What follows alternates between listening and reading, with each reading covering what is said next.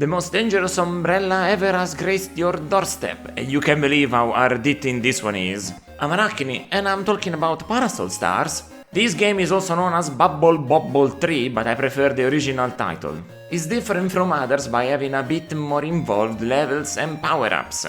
I find the first two really too basic, but here they tried something more and managed to appeal to me. What Parasol Star is, much like its predecessors, turns out it's a monster screen clearing game. This time around with some stages with scrolling and more ambitious settings and backgrounds. For starters, it happens that our characters Bubby and Bobby can now travel between planets thanks to their umbrellas.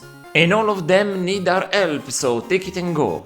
The gameplay is pretty nice for my standards and I was playing it very happily. This in particular is the TurboGrafx-16 version. If you don't know, this was the lead platform it was originally developed on. So with button 1 you jump, and with the second one you use your parasol. And just like that, you've got a classic gameplay that this series is known for.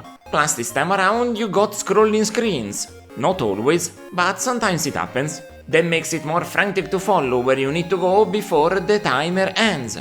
It resets if you die, so if you're close to grabbing a new life, you can leverage that as a tactic. Another neat little feature are the elemental abilities that are present here. By holding your umbrella up, you're gonna catch these little orbs, and when you get 5 of them, you'll be able to unleash the power they hold. The first you'll encounter is the Thunder one. It's very good because it launches a thunderbolt and it bypasses all platforms, getting to your enemy no matter the obstacle. Another one is Fire, and it shoots a bunch of it, dropping it on a surface but with a generous hitbox, meaning that even if a flying enemy gets close to it, they will be killed by it. Then you've got the River Water, and this one follows the slant of the platforms until it gets out of the screen. A word of advice on this one: it's gonna be used in only one puzzle stage of this game I found. You'll not get any hint that you have to think in this game, but it happens at least once. And lastly, we gotta talk about the best one, the rotating stars. They're a bit more rare, but they get to spread from you while circling around. Not for the entire screen, but if timed correctly they are guaranteed to do massive damage. Plus a bunch of randomly spawning items, like a screen wipe or 1-ups, time stops and shooting stars that last a few seconds being the rarest ones of this kind. And here comes what broke me completely. You arrive at the end and you gotta get 3-star symbols in a row without getting anything else to get a key that unlocks a door towards a new world. I didn't do that.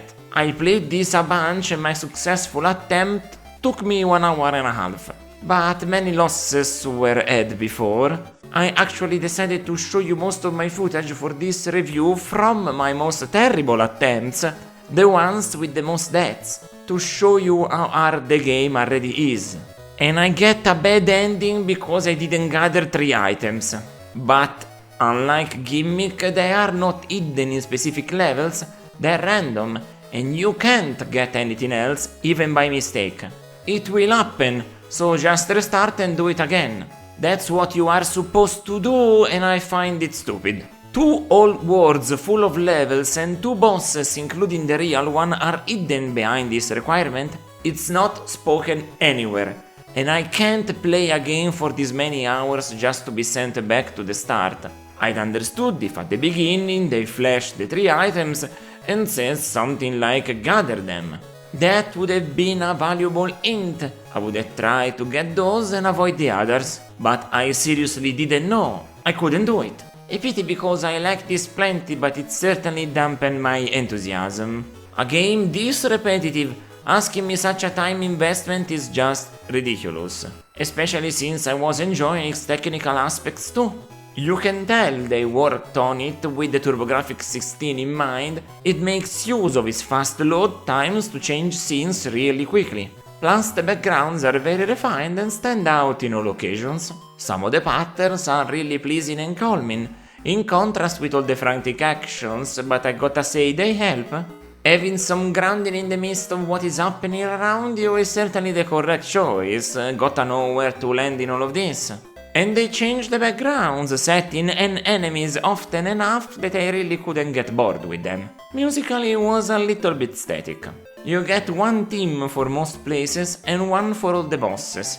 The place before the game decides if you get a bad ending or not also gets new music and is fantastic, but amazingly so, the bad ending credits theme that I got after so much effort was really fantastic and really surprising to listen to after being smacked in the face. So it didn't go so badly and wasn't terribly angry after all. That's why I still give a 6 out of 10 to Parasol stars. I decently enjoyed it despite everything. It still committed a grave sin of game design, making you go through most of the game to understand what you need to do to actually get the full ending. Why was this even a thing on home releases? Barely makes sense in arcade games, but I understand it since they are meant to be a bit harder. They need those quarters. On a consoles I really can't make sense of it. Make it hard, but at least tell me what to do.